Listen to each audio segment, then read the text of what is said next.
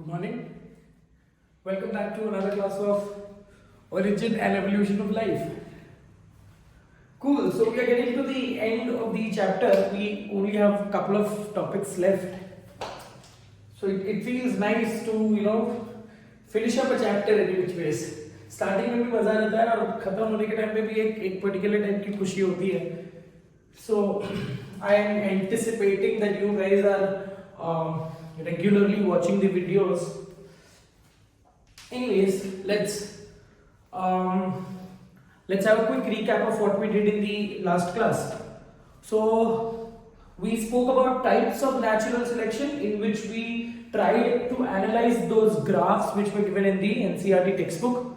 Okay? So it is a simple bell-shaped curve which is plotted against number of individuals versus trait value.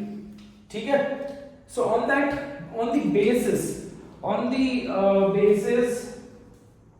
of environment, on the basis of what type of individuals are selected, we have three types of natural selection, that is stabilizing or normalizing. The other one is directional or progressive, and the last one is disruptive. Okay? So that is where we ended up our session. So today what we are talking about, a very important thing which you are supposed to also study in genetics. Okay? But I have no idea if you will be taught this in your genetics chapter. Ideally you are supposed to be taught there, but since this has been mentioned in our lesson in this chapter, so we will be doing it in detail. So for understanding this particular principle, you do not need to have a very developed information with respect to genetics. Basic information अगर आपके पास है, what are alleles, ठीक है, what is homozygous, what is heterozygous. So these words, if you know, what is dominant, what is recessive, ये सब चीजें अगर आपको पता है, तो this particular principle is absolutely easy because ये एक mathematical expression है बेटा. ठीक है? Now let's talk about the advent of this particular principle. ये principle बोलता क्या है, किसके बारे में बात कर रहा है? So let's talk about that. So initially, I am presuming that you guys know what is alleles. Alleles are nothing but alternative form of a gene. मतलब एक जीन है, उसके दो अवतार है, एक दो फॉर्म्स है. ठीक है? एक नंबर लिखने के दो फॉर्म्स होते हैं. एक तो आप 1 2 3 4 5 6 असेंडिंग ऑर्डर में लिख सकते हो, डिसेंडिंग ऑर्डर में लिख सकते हो. अग्री? तो असेंडिंग अगर ऑर्डर में आप लिख रहे हो और डिसेंडिंग ऑर्डर में लिख रहे हो, the numbers remain the same. Is that right? But एक नंबर को लिखने के दो अवतार है. सिमिलरली एक जीन में क्या होता है बेटा? Nucleotide sequences. एक जीन को एक्सप्लेन करना है. ठीक है? एक जीन जैसे प्रेजेंट होता है, एक जीन का सीक्वेंस के दो फॉर्म्स है. एक डोमिनेंट फॉर्म है और one of the form is recessive form. So dominant form में अगर वो न्यूक्लियोटाइड सीक्वेंस रहा तो चाबी खुली. मतलब इन अदर वर्ड्स, चाबी नहीं खुली, सॉरी, क्या बोलते हैं उसको, ताला खुला, है ना? मतलब आपका प्रोटीन सिंथेसिस होगा. अगर वो रिसेसिव फॉर्म में है तो शायद प्रोटीन सिंथेसिस नहीं होगा. If it is in the case of pure dominance, complete dominance, अगर incomplete dominance रहा तो there is blending of the characters. Is that right? There is blending of the characters. Whereas co-dominance रहा, so there is equal expression of these two genes. So घूम फिर कर बात आछे that alleles are also nothing but genes. But नाम अलग अलग हो जाएगा ना. जैसे हम नंबर लिखने के लिए बोलते हैं ascending order, descending order, correct? तो एक स्पेसिफिक टर्म यूज कर रहे हैं. सिमिलरली जो जीन्स अगर दो अलग अलग फॉर्म में है तो they are referred to as alleles. These alleles are present on the same locus of the chromosome. ठीक है? अगर ये क्रोमोसोम है, ये क्रोमोसोम है, ठीक है? अगर let's say for example gene A is present at this locus, उसी का small a version will be present exactly on the same locus. अब लोकस क्या है? Locus is a arbitrary point which is supposed to be assumed कि एक chromosome पे ये locus पे ये पॉइंट पे वो जीन होता है. ठीक है, so those are the basic concepts which you need to be very well perfect with respect to your genetics. Homozygous alleles and heterozygous alleles, I hope you know this terminology also. Homozygous dominant हो सकता है, homozygous recessive हो सकता है, और एक heterozygous होता है, ठीक है। सो एक इंडिविजुअल में जो जेनेटिक एक्सप्रेशन होती है वो that is called as genotype, and the characteristic appearance is called as phenotype, ठीक है। जीनोटाइप को हम लिखते हैं with the help of letters, alphabets हम डिनोट करते हैं। फिनोटाइप को हम वर्ड्स में लिखते हैं, डार्क, लाइट, ये पूरा वर्ड लिखते हैं। तो I am presuming dihybrid cross, monohybrid cross, trihybrid cross आपका बहुत अच्छे से हो रखा है। On that particular note we will have to talk about Hardy Weinberg principle. So the principle is very pretty simple, आपको सिर्फ एक बहुत ही बेसिक 10th स्टैंडर्ड का फॉर्मूला याद करना है, ठीक है। और इस बेसिस पे, इस प्रिंसिपल के ऊपर आपको सॉल्व करने वाले क्वेश्चंस आएंगे, बेसिक मैथ के क्वेश्चंस आएंगे बेटा। तो बेसिक मैथ आपको आना चाहिए, मल्टीप्लिकेशन, एडिशन, अगर ये सब आता है, परसेंटेज निकालना आता है, so the theory, the principle is completely very easy. Is that very clear? Okay, now why do you think that this particular principle has been included here in this section? Sir evolution पढ़ रहे थे और अचानक से evolution पढ़ते पढ़ते ये कौन से मैथ्स के प्रिंसिपल में आ गया? तो बोलने का मतलब ये बेटा, when you are studying evolution, the unit of evolution is population, whereas the unit of natural selection is a organism. Mark my words, unit of evolution is population, and unit of natural selection is an individual, because individual is being selected. Is that right? So अब अगर मैं ये बात कर रहा हूँ बेटा, अगर मैं ये सब चीजों के बारे में एक्सप्लेन कर रहा हूँ, कि अगर मैं पॉपुलेशन के बारे में बात कर रहा हूँ, अगर मैं नेचुरल सिलेक्शन के बारे में बात कर रहा हूँ, if I am talking about how a population becomes better and better and better and nature keeps on selecting the better population, if I am talking about all of these aspects, I also have to talk about certain reasons कि क्यों evolution हो रहा है और किस वजह से changes आ रही है। सो अगर मैं चेंजेस के पीछे जाऊं, तो चेंजेस के पीछे जाने के टाइम पे मेरे को एक कंक्लूजन आता है, all that changes is at the genetic level, ठीक है। सो अगर changes are at the genetic level, what is the degree, कितने लेवल तक चेंजेस हो रहे हैं, है ना। अगर चेंजेस बहुत फर्म, बहुत स्ट्रांगली हो रहे हैं, फटाफट हो रहे हैं, या चेंजेस बहुत स्लो हो रहे हैं, इन सबको एनालाइज करना बहुत ज्यादा इंपॉर्टेंट है। Is that right? अगर changes बहुत फटाफट हो रहे हैं, then the nature का influence can be, nature का influence can be very clearly studied. So there are a lot of parameters to be analyzed when you talk about evolution, ठीक है, and the degree of evolution. So in other words, this particular principle, देखो आपकी text book में Hardy Weinberg principle लिखा है, but मैंने यहाँ लिखा Hardy Weinberg equilibrium. So this is also referred to as, इसके बहुत सारे नाम हैं, हार्डी-वीनबर्ग्स इक्विलिब्रियम बोलते हैं, हार्डी-वीनबर्ग्स प्रिंसिपल बोलते हैं, हार्डी-वीनबर्ग्स लॉ बोलते हैं, ठीक है, या हार्डी-वीनबर्ग्स थ्योरम बोलते हैं। सो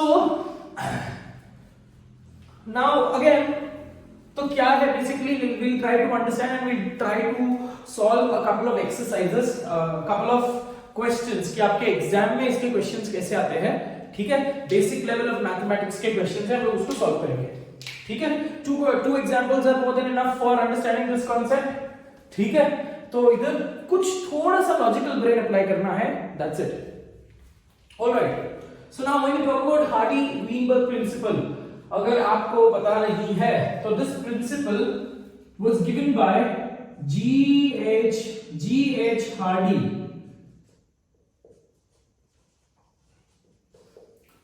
G.H. Hardy is nothing but he was the guide of Ramanujan. अगर आपने रामानुजन के बारे में पढ़ा है, और आई हैव सीन, मैंने पढ़ा नहीं था बिकॉज मैथमेटिशियन थे वो, ठीक है। So I have seen it, I have seen a very beautiful movie and the title of the movie says the man who knew infinity. Dev Patel ने एक्टिंग की है रामानुजन की। So I was very astonished कि abroad वाले Indian लोगों पे movie बना रहे हैं, और इंडियन लोग क्या बना रहे हैं, इशरत ज़ादे कैसे कैसे बकवास बंटी बबली कुछ भी पिक्चर बना रहे हैं बीच में।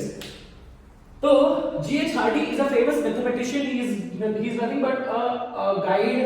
He was the guide of Ramanujan, जो ट्रिनिटी कॉलेज में रामानुजन जाते हैं और रामानुजन अपने थ्योरी से G.H. Hardy को इम्प्रेस करते हैं, because G.H. Hardy is also a well-known face in the Trinity College of London.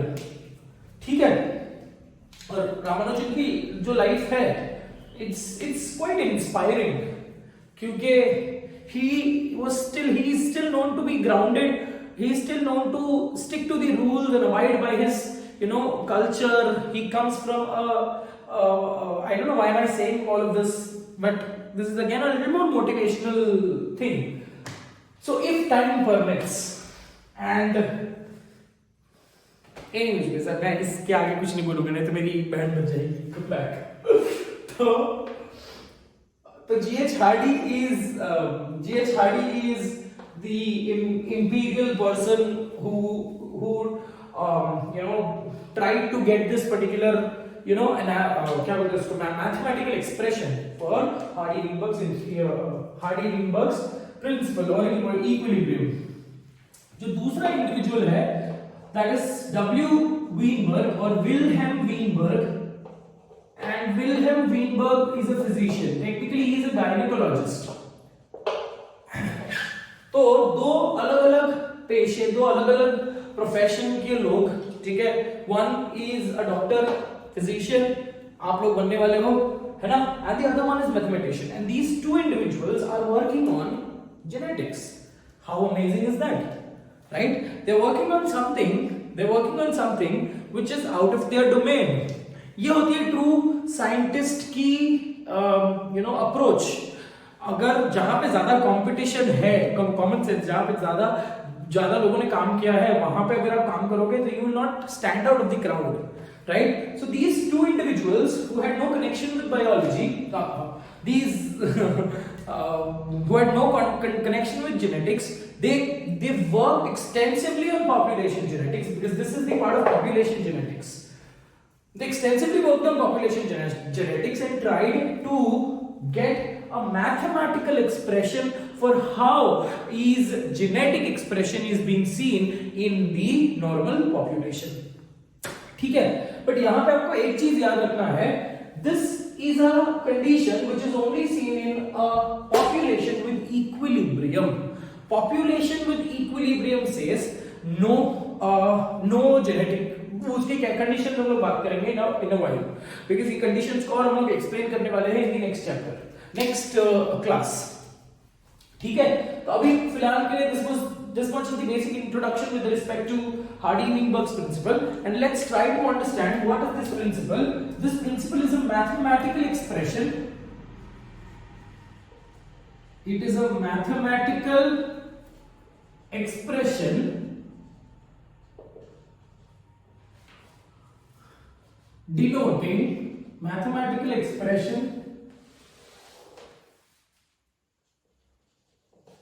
denoting दो चीजों को ये एक्सप्लेन करता है। पहला वाला चीज जो है, it explains the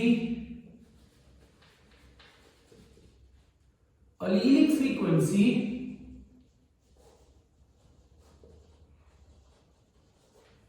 and the second one, it also explains the genotype frequency।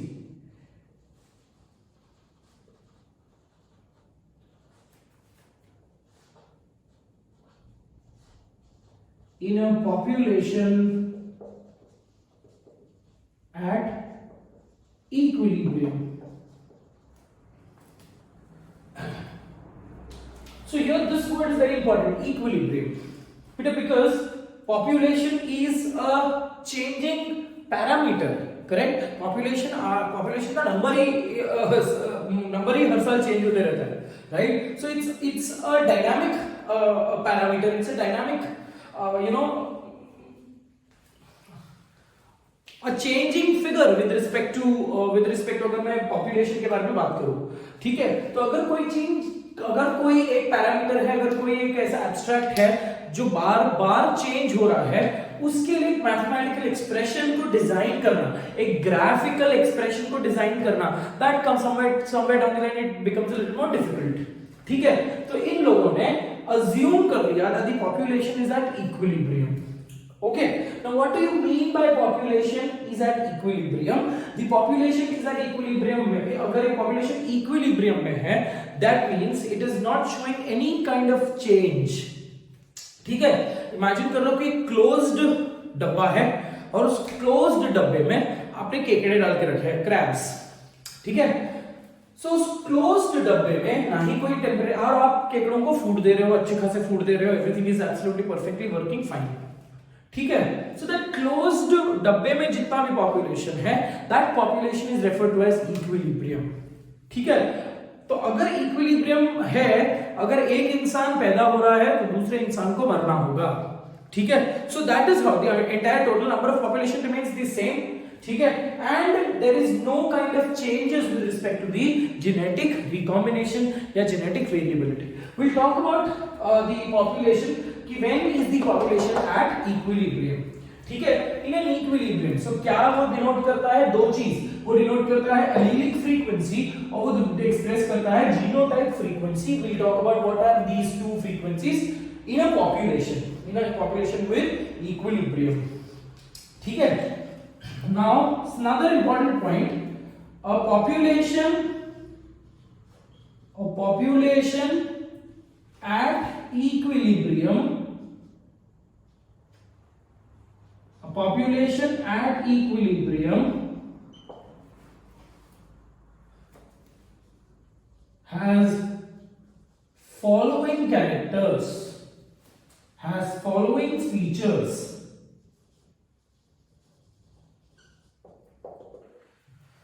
ठीक है, तो कुछ ऐसे कैरेक्टरिस्टिक फीचर है जो इक्विलिब्रियम में हम लोग बात करेंगे।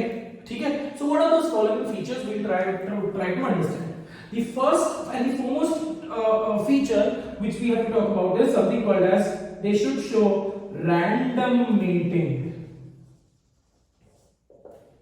And no selective mating.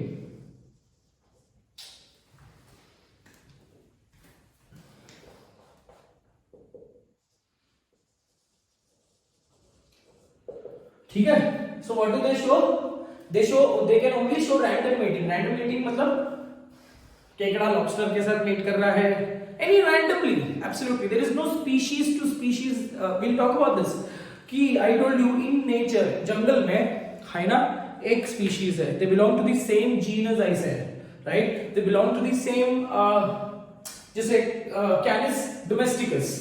ठीक है, सो ऐसे ही जो सेम फैमिली में बिलोंग करते हैं, फॉक्स है, जैकल है ना, डॉग है, डॉग्स में भी अलग अलग ब्रीड्स है। So when you talk about these animals, there is always a species liking. ठीक है, अब वाइल्ड में एक फॉक्स जाकर एक जैकल से मेट नहीं करेगा, करेक्ट? एक जैकल जाकर वुल्फ से मेट नहीं करेगा, एक हाइना और वुल्फ कभी मेट नहीं करेंगे, correct? But when you talk about random mating, this is possible. ठीक है, अब सिलेक्टिव मेटिंग क्यों होता है, ये जो हम लोग second last topic before human evolution, will talk about reproductive isolation and then will talk about that.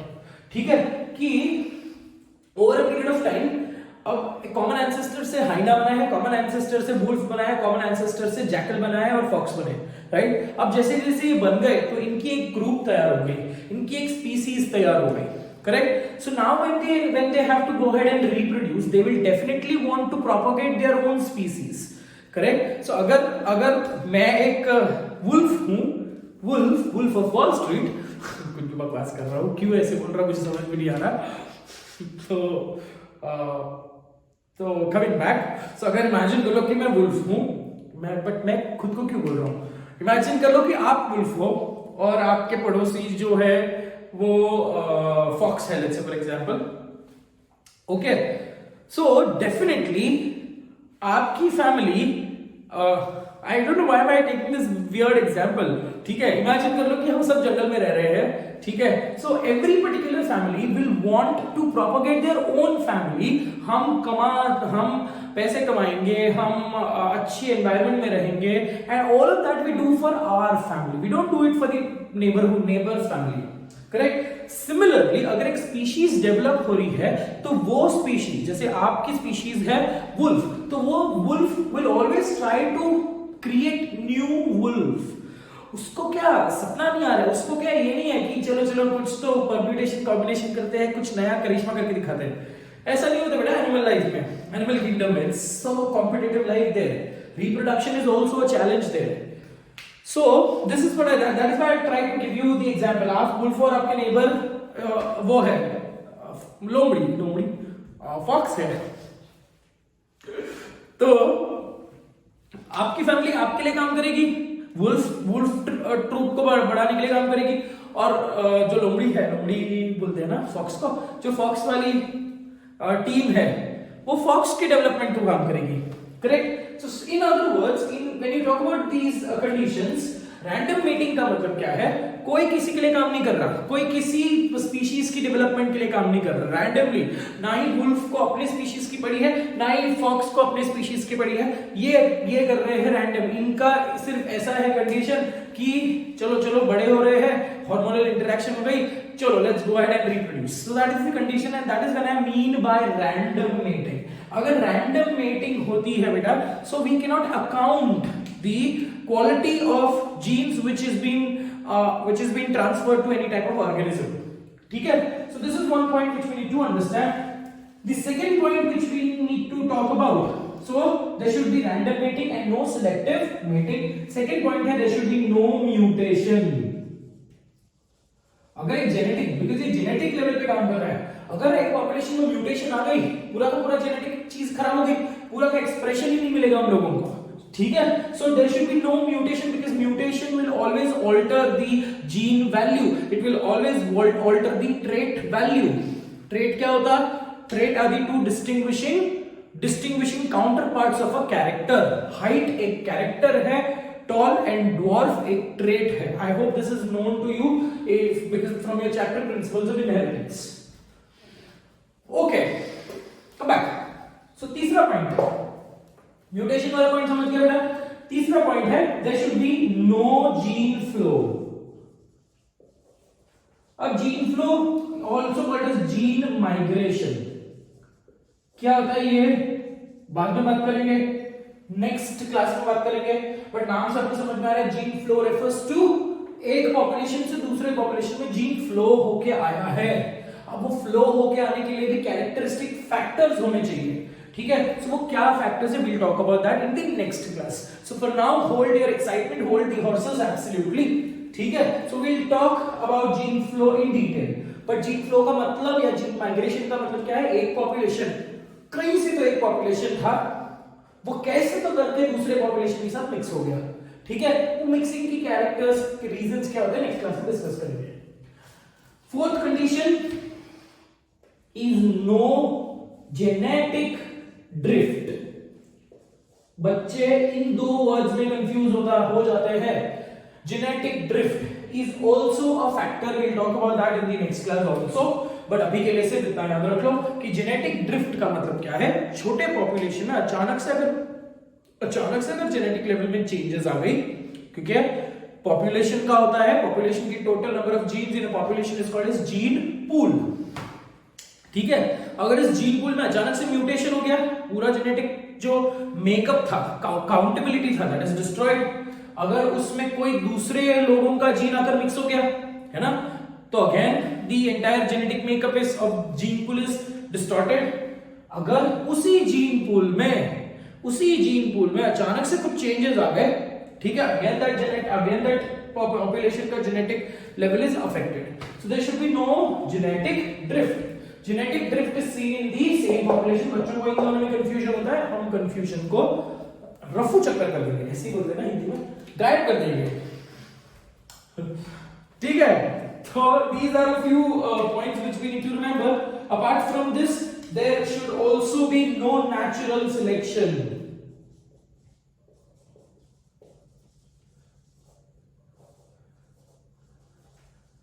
There should be no natural selection because common sense है बेटा। अगर जीन बेटर होते जाएंगी तो बेटर जीन्स को सिलेक्ट करते जाएगा nature, ठीक है।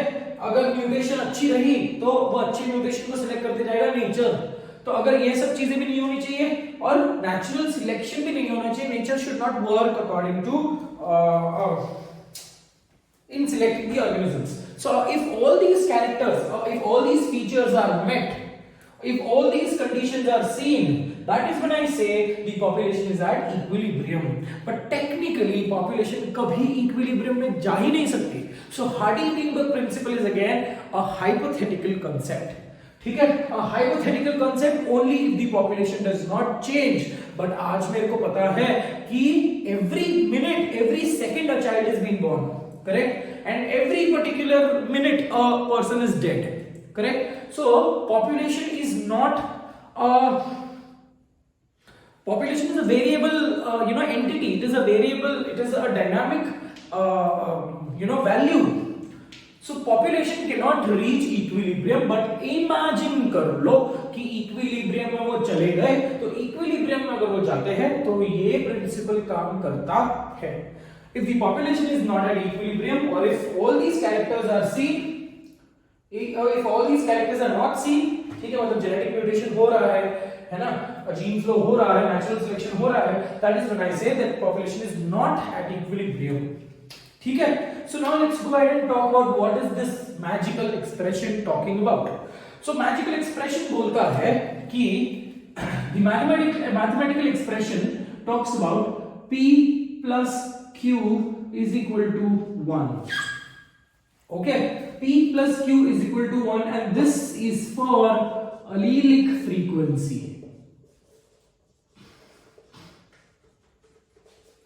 ठीक है बेटा, तो इसको अपन आपके प्रिंसिपल्स ऑफ इनहेरिटेंस चैप्टर निकालना टेक्स्ट बुक, और उसमें मोनोहाइब्रिड क्रॉस के बारे में बाजू में मोनोहाइब्रिड क्रॉस जहां पे हम लोगों ने एक्सप्लेन किया उसके आसपास you might find that expression, वो जो मोनोहाइब्रिड क्रॉस होता है ना, कैपिटल टी, देखो इमेजिन करो इधर लिख रहा हूं मैं इनविजिबल इंक से, कैपिटल टी, फिर इधर होता है कैपिटल टी स्मॉल टी, फिर इधर है कैपिटल टी स्मॉल टी, और इधर होता है स्मॉल टी.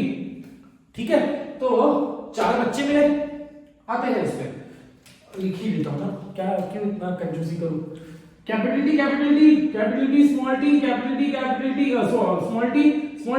कितने बच्चे हुए बेटा? 4 बच्चे, है ना. इमेजिन करो 4 के हिसाब से 8 के हिसाब से ऐसे हम कैलकुलेट करते जाएंगे.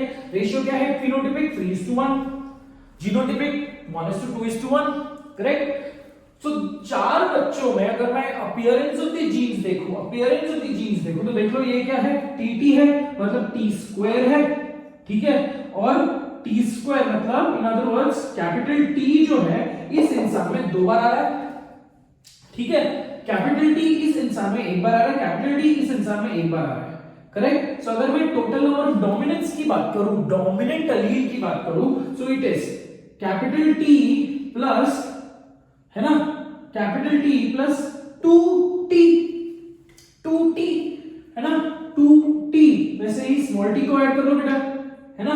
तो आपको एक्सप्रेशन कैसा मिल रहा है? इसको अगर मैं डिराइव करूं तो आपको एक्सप्रेशन मिलता है capital T square plus 2 capital T small T plus small T square, which is almost equal to a square plus 2ab plus b square. और ये किसका फॉर्मूला है? ये फॉर्मूला है a plus b whole square, है ना. तो बहुत ही तुच्छ सा फॉर्मूला है. a plus b whole square is equal to a square plus 2ab plus b square. और मुझे ऐसे लग रहा है कि मैं 10th स्टैंडर्ड अलजेब्रा पढ़ा रहा हूं.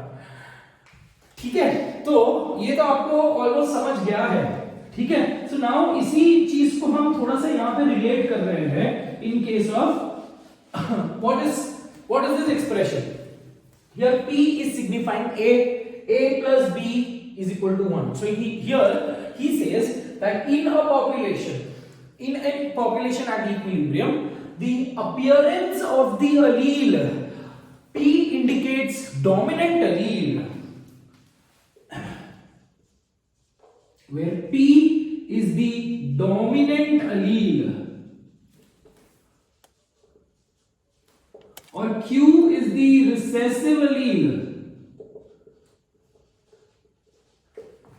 ठीक है, अगर एक पॉपुलेशन देखो, ये 4 बच्चों का एक पॉपुलेशन है, कैपिटल टी,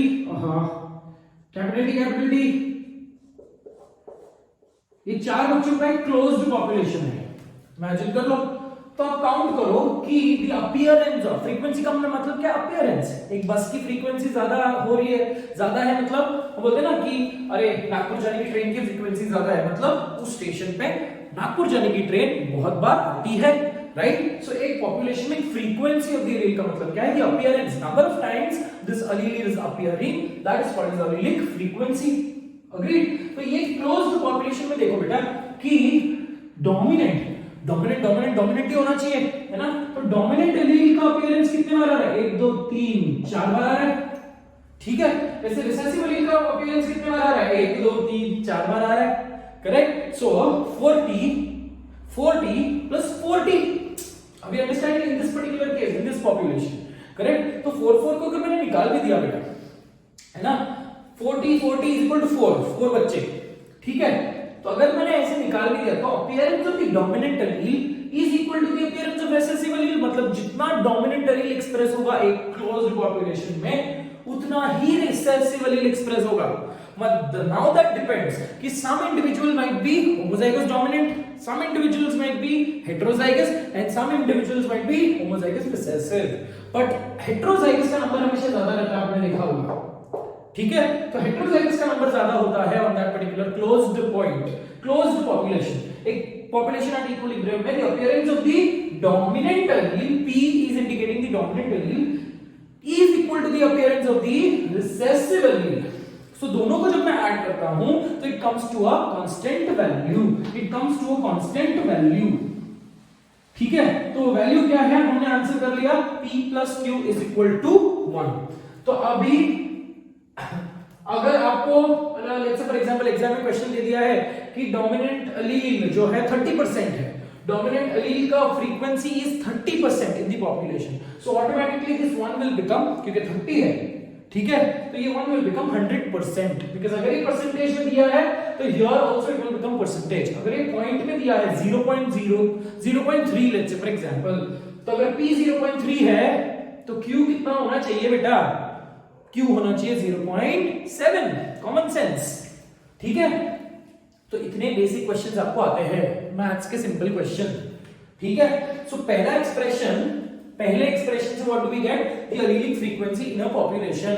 सो एलीलिक फ्रीक्वेंसी मैंने आपको एक एग्जांपल से बता दिया, ठीक है, मतलब जितना बार डोमिनेंट एलील आएगा, करेक्ट सीक्वेंस जितने बार आएगा उतने ही बार गलत सीक्वेंस भी आएगा, ठीक है। बट अगर पॉपुलेशन इक्विलिब्रियम में नहीं है तो करेक्ट सीक्वेंस की अपीयरेंस विल बी कंपैरेटिवली मोर।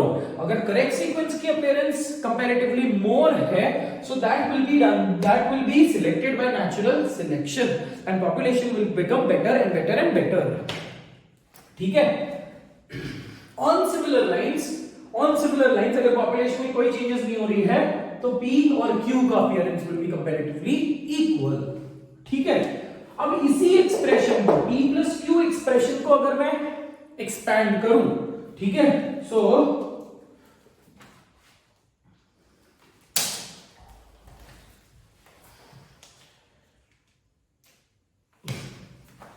अगर मैं इसको एक्सपैंड करूं तो क्या मिलता है बेटा, इसको स्क्वायर कर लो, so P plus Q the whole square is equal to 1 the whole square, ठीक है।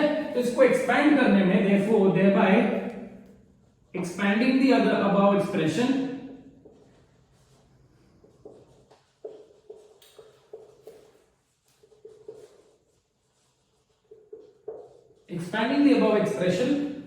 what do I get is P square plus 2PQ plus Q square is equal to 1 again, correct।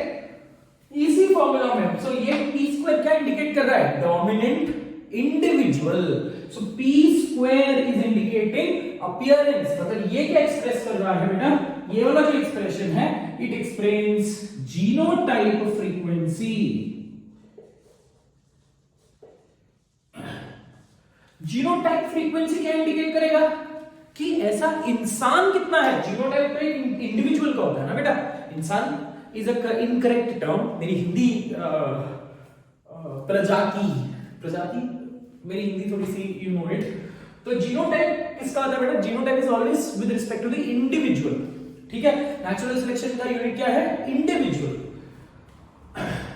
Allelic frequency किसकी होती है? Population. Allelic frequency is of a allele, genotype frequency is of an individual. So अगर आपको question में depend करता है कि कौन सा फॉर्मूला यूज करना है बेटा, ये यूज करना है या ये यूज करना है, या कभी कभी दो क्वेश्चन में दोनों यूज करना पड़ता है, ठीक है। But if you go wrong in understanding the question, absolutely you will never go wrong, you will never get the answer, because deliberately वो आपकी मेंटालिटी को समझते हैं कि आप किधर गलत करोगे और वो वैसा ही मस्त ऑप्शन बना देते हैं, ठीक है।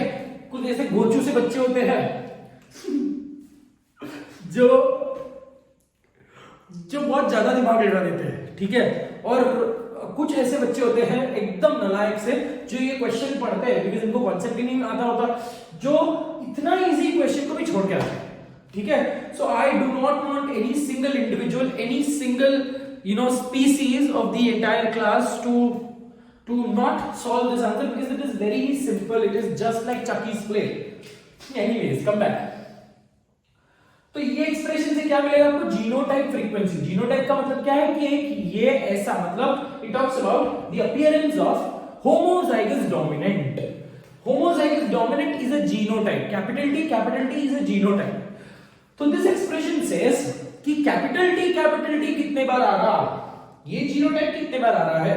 तो अगर मैं चार बच्चों की बात करूं, है ना, capital T small T capital T small T, imagine कर लो एक चेकर बोर्ड बनाया है, ठीक है। तो ये चार बच्चों में कितने बार कैपिटल टी आया एंड उतने ही बार कैपिटल क्यू आया। Sorry my mistake, repeating, in this closed population कितने बार कैपिटल टी आया उतने ही बार स्मॉल टी आया, correct. So p + q = 1, correct. But ये चार बच्चों में देखने में सब डोमिनेंट, 3 डोमिनेंट है और एक रिसेसिव है, ठीक है। बट अंदर अगर चेक करूं तो एक बच्चा होमोजाइगस डोमिनेंट है और 2 हेटेरोजाइगस है बेटा। और अगर ये हेटेरोजाइगस का नंबर शिफ्ट हो गया, है ना, तो again it will not, this expression will not be valid, correct. तो ये बोलता है कि ऑलवेज 4 बच्चे हैं and if there is a normal kind of, क्या बोलते हैं, हेटेरोजाइगस F1 जनरेशन, अगर आपने F1 जनरेशन को क्रॉस किया है, ऑटो सेल्फिंग किया है, ठीक है, तो अगर 4 बच्चे हैं तो उसमें से डेफिनेटली एक होमोजाइगस डोमिनेंट होगा, एक होमोजाइगस रिसेसिव होगा और 2 जो है ये हेटेरोजाइगस होंगे। So appearance of heterozygous in that population was 2, appearance of homozygous dominant was 1, appearance of homozygous recessive was 1। ये 4 बच्चों की बात हो रही है। इसी 4 बच्चों को अगर मैं कंपेयर करूं बड़ी सी पॉपुलेशन में तो मेरा तो दिमाग खराब हो जाएगा, ठीक है। तो अपना दिमाग क्यों खराब करना, go back to this particular formula and get the answer, ठीक है। So here it talks about the genotype frequency. तो अगर आपको क्वेश्चन पूछा है, this expression is only used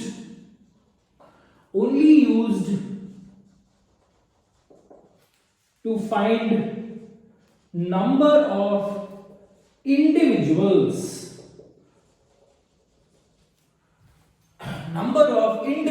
mark my words, मैं सच में मारूंगा अगर ये फॉर्मूला यूज करके अलीलिक फ्रीक्वेंसी निकाला तो, ठीक है। ये अलीलिक फ्रीक्वेंसी नहीं है, इट इज जीनोटाइप फ्रीक्वेंसी और genotype is always of an individual, correct. So only used for individual, this thing, number of individuals.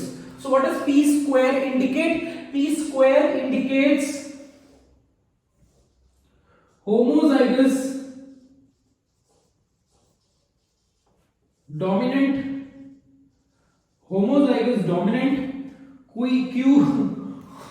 q square indicates homozygous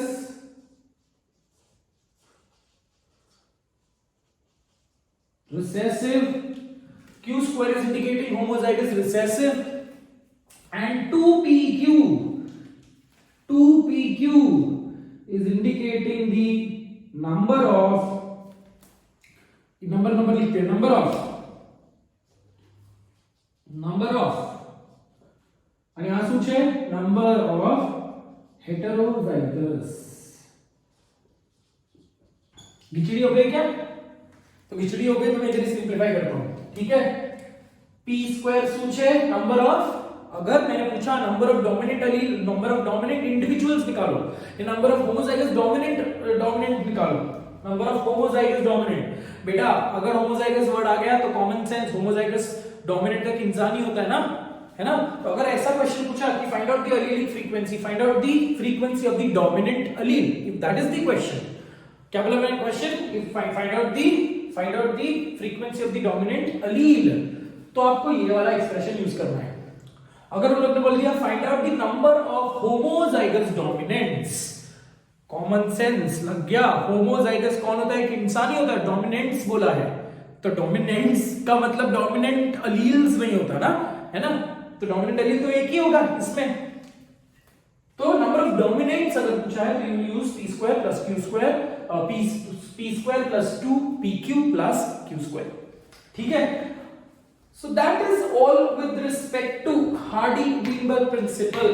Hardy-Weinberg principle is the mathematical expression for allelic frequency and genotype frequency. For allelic frequency, the expression is p plus q is equal to 1 or any constant number, ठीक है, and p square plus q square plus 2pq, चलो ठीक है, p square plus 2pq plus q square is equal to 1 is the expression for finding out the genotype frequency or finding out the number of individuals in the closed population or the population at equilibrium, ठीक है बेटा।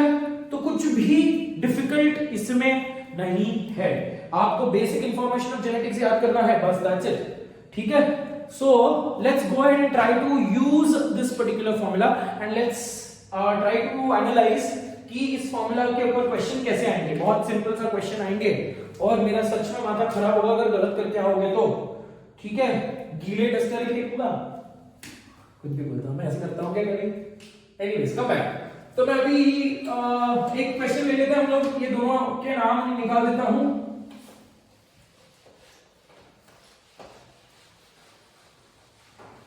So let's go ahead and talk about, अब question मेरे को थोड़ा सा, मैं I am using the same question which I have given you in the notes, ठीक है। So the question says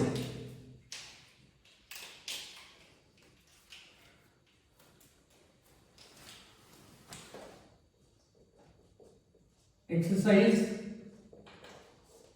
question number 1 says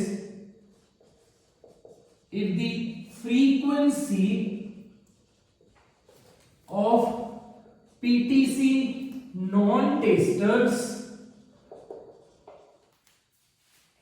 is 16%, क्या दिया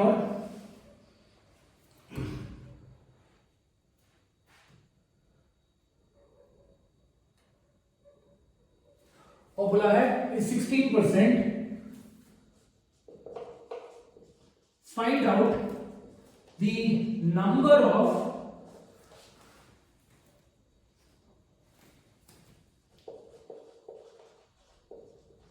homozygous dominants, find out the number of homozygous dominants and the percentage of dominant alleles. So this is my question, और मैं छोटे बच्चों जैसे given वो सब कर रहा हूं, बट आपको एग्जाम में करने की जरूरत नहीं है because we are doing only a few examples, so I am taking up in a very structural format. So पहले तो हम जो नंबर्स दिए हैं उसको समझते हैं। गिवन डेटा एक ही दिया है हमको, क्या दिया बेटा, the frequency of the PTC non tasters. और PTC non tasters again to just have a very clear information, यहां पे मैं लिखता हूं note, PTC stands for poly sorry my mistake, PTC stands for phenyl thiocarbamide। इसी PTC को PTU भी बोलते हैं, PTU refers to phenyl thiourea, ठीक है। PTC कार्बामाइड का पेपर आता है, ठीक है, ये जस्ट एक्स्ट्रा इंफॉर्मेशन है। फिनाइल कार्बोमाइड का पेपर आता है जेनेटिक एक्सप्रेशन को असाइन करने के लिए, ठीक है। सो पीटीसी टेस्टर इनको जो आएगा पीटीसी, जो पीएच पेपर होता है ना, छोटा सा लिटमस पेपर लिखा होगा, वैसे स्ट्रिप्स आती है। अगर वो पेपर को अपने जबान पे रखा, ठीक है, and if you can feel the taste of the PTC that is bitter, तो पीटीसी टेस्टर्स बोलेंगे। अगर उसको कोई टेस्ट नहीं आ रहा, मतलब सादा सादा क्लासमेट का नोटबुक का पेज रखा है ऐसा लग रहा है, तो सो नो टेस्ट, ठीक है। So this is just done to check कि एक्सप्रेशन इंसान में कौन सा है, PTC testers and PTC non testers, ठीक है। जैसे हम बोलते हैं ना डिंपल्स, आपने ये सोचा भी नहीं होगा that appearance dimples is a dominant character, it is not a recessive character. But देखो नेचर में, एक्सप्रेशन में, पॉपुलेशन में ज्यादा लोगों को डिंपल्स नहीं होती, correct, it's an abnormal condition. वैसे ही पीटीसी टेस्टर होते हैं कुछ लोग, पीटीसी नॉन टेस्टर्स होते हैं। जो पीटीसी टेस्टर होते हैं उनको बिटर टेस्ट आएगा, जो पीटीसी नॉन टेस्टर्स होते हैं उनको कोई टेस्ट आएगा नहीं। सो जो पीटीसी टेस्टर है they are dominant, PTC non testers है दे आर रिसेसिव, ठीक है। अगर ये सब इंफॉर्मेशन नहीं भी आपको पता होगा तो भी आप क्वेश्चन सॉल्व कर सकते हो, बिकॉज यहां पे दिमाग लगाओ कि क्या पूछा है, फ्रीक्वेंसी पीटीसी नॉन टेस्टर दिया है, ठीक है, और पूछा है find out the number of homozygous dominants and percentage of dominant alleles. Homozygous dominant पूछा है, होमोजाइगस डोमिनेंट पूछा है, सो डेफिनेटली ये होमोजाइगस रिसेसिव होगा, कॉमन सेंस, ठीक है। तो होमोजाइगस रिसेसिव दिया है, PTC non tasters are recessive, even if you do not have this information it is okay to solve, ठीक है। यहां पे आपका लॉजिकल दिमाग यूज करना है, ठीक है बेटा। तो let's go ahead and understand. मैं इतना पार्ट को इरेज कर रहा हूं बिकॉज़ ये आपके काम का चीज नहीं है, बिकॉज़ मेरे को ये जगह क्वेश्चन सॉल्व करने के लिए चाहिए। आपके पास तो ये ऑप्शन भी है कि आप वीडियो को पॉज करके देख सकते हो, ठीक है। तो अभी गिवन इंफॉर्मेशन શું છે, गिवन इंफॉर्मेशन में frequency of the PTC non testers है, इसका मतलब नॉन टेस्टर्स मतलब इंसान ही हुए, ठीक है। तो पीटीसी नॉन टेस्टर्स कितने हैं, 16, मतलब क्या बता रहे हैं वो, रिसेसिव कॉम्बिन या रिसेसिव होमोजाइगस रिसेसिव कितने हैं। So here what are expressing, they are expressing q square is equal to 16%, ठीक है। और फाइंड क्या करना है, टू फाइंड क्या करना है, पहला find out the number of homozygous dominants. So आपको फाइंड आउट करना है p स्क्वायर, उसके बाद आपको और एक चीज क्या फाइंड करना है, and also the percentage of dominant alleles. So आपको फाइंड आउट करना है p dominant allele, percentage of dominant allele. So आपको फाइंड आउट करना है p। कॉमन सेंस यहां पे ये लगता है कि p स्क्वायर मिल गया तो उसका स्क्वायर रूट निकालकर p मिल जाएगा। सो let's go ahead and find out कि अगर ये एक्सप्रेशन दिया है बच्चा, ये एक्सप्रेशन दिया है, ये फाइंड आउट करना है, so definitely you will have to use, आपको ये भी फाइंड आउट करना है, ठीक है। तो आपको दोनों जगह पे दोनों फॉर्मूला यूज करना पड़ेगा, ठीक है। So let's go ahead and try to get the solution. पहले तो हम p निकाल सकते हैं, ठीक है। मैं दो मेथड आपको बताता हूं, दोनों मेथड में से जो भी आपको कंफर्टेबल है you can go ahead with that, ठीक है। चलो, so most easiest method is q square दिया है, q square is equal to 16, ठीक है। एक काम करते हैं हम यहां पे क्वेश्चन होमोजाइगस डोमिनेंट्स और एक चीज ऐड कर लेते हैं, and homozygous dominance and heterozygous individuals, ठीक है। क्वेश्चन में थोड़ा सा एक पैरामीटर और ऐड कर दिया। तो अजूम हेटेरोजाइगस अगर फाइंड आउट करना है तो 2pq फाइंड आउट करना है, 2pq and not pq, because I told you 4 बच्चे हैं तो हेटेरोजाइगस कितने होंगे, 2 होंगे, ठीक है। सो इट्स ऑलवेज 2pq, सिर्फ pq नहीं, pq अगर आप बोल रहे हैं तो you are talking about half the number of heterozygous, ठीक है। तो 2pq ही यूज करना है। सो क्यू स्क्वायर ये है, तो क्यू सूचे क्यू छे 4%। हाँ ठीक है, तो क्यू अगर 4% है, so on that particular point P plus Q is equal to 4, sorry my mistake, P plus Q is equal to अगर 4% है, तो अगर नंबर फाइंड आउट करना है टोटल, तो मेरे को लेना पड़ेगा ऑन दैट पर्टिकुलर पॉइंट, मैं इसको बेटा यहाँ पे 1 नहीं ले सकता because allele frequency will go in negative, ठीक है, तो मेरे को यहाँ पे 1 के जगह पे लेना पड़ेगा 10। I told you it always keeps on changing। अगर Q आपका 40 होता तो ये 100 होता, अगर Q आपका 0.4 होता तो ये 1 होता, ठीक है, because Q can never go या फिर P can never go in negative, आपकी कोई भी allele frequency नेगेटिव में नहीं जानी चाहिए, ठीक है। सो देयरफॉर सो Q कितना है, Q नहीं, P कितना है, P है आपका 6%, ठीक है। सो P मिल गया आपका, P कितना आ गया, P कितना आ गया बेटा, P आ गया आपका 6%, ठीक है। P स्क्वायर कितना होगा, कॉमन सेंस, P स्क्वायर कितना होगा 6 का स्क्वायर कितना बेटा 36%, ठीक है। और 2pq कितना होगा मेरे को, 2pq, so in other words अभी यही पूरे एक्सप्रेशन से समझ में आता है, p square is equal to 36%, मतलब 100% पॉपुलेशन में से डोमिनेंट इंडिविजुअल्स कितने हैं 36%, रिसेसिव इंडिविजुअल्स कितने हैं 16%, ठीक है। होमोजाइगस डोमिनेंट कितने हैं 36%, रिसेसिव कितने हैं 16%, ठीक है। अब बात करते हैं बाद में 100% लाना है अपने को, ठीक है। 100% के लिए अभी हेटेरोजाइगस निकालना है।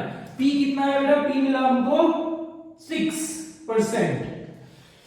2pq that is number of heterozygous would be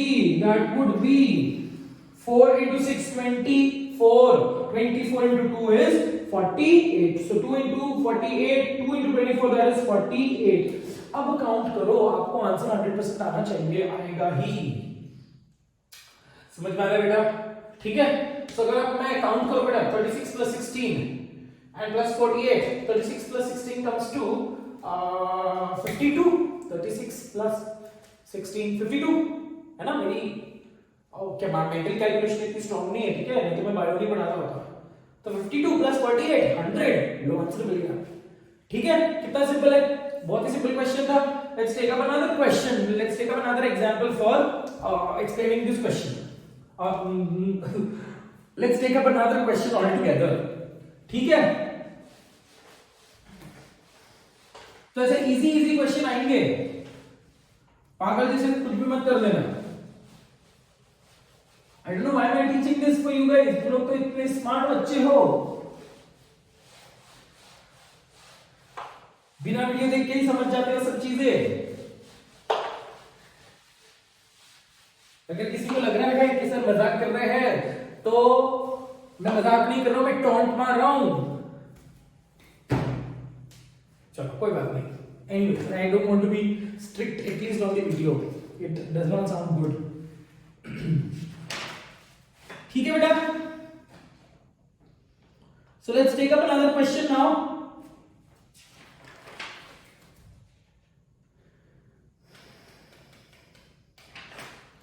Let's take up another question. It says